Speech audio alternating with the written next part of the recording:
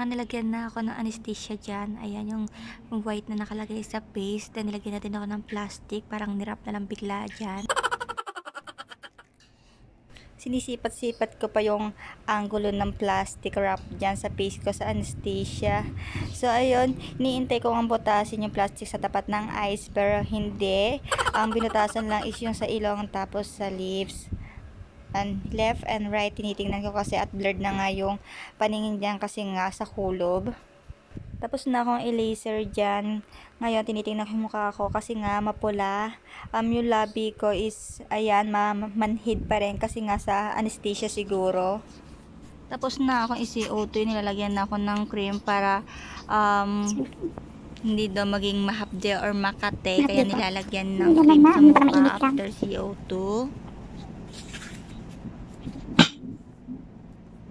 Tapos may bibigay din po akong cream na ganito din siya. Na pag makati po, ipakain nyo lang siya. Kailan pwede maghilamos? Bukas na lang. Ay, bukas ng maga, ganun. Pwede na. Kailan din maglagay ng sunscreen? Bukas na lang din kasi may nakalagay po. Ayan yung pang day 1 ko after CO2 treatment. So, ayan.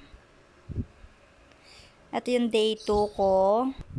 Kahit day 2 pa lang, makikita naman yung difference kasi nga nawawala na niya yung pagkapula niya. Ang naiiwan na lang niya parang itim kasi yun yung pinagbakatan ng laser.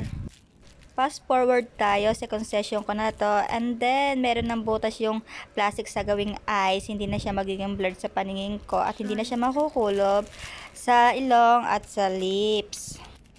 Inaayos ko yung pagkakarap kasi para malapat yung anesthesia kasi second session to siguradong masakit.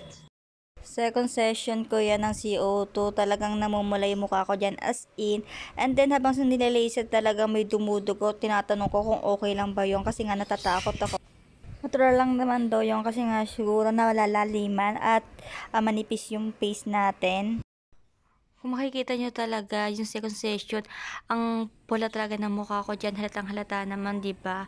May naglalabasan nga na ano yung parang dugo, yung maliliit. Siguro yun yung medyo nalaliman, yung laser.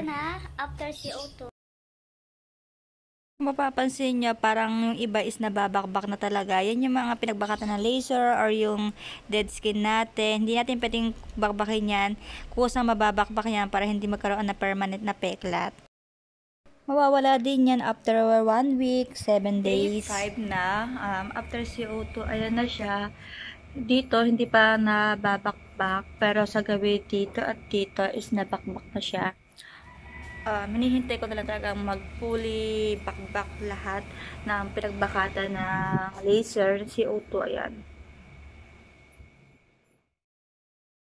Hello, kamusta kayo? Katagal ko natin parang hindi nagpipidyo. Kape tayo. Ito, ang ganda ng araw, oh. Good morning!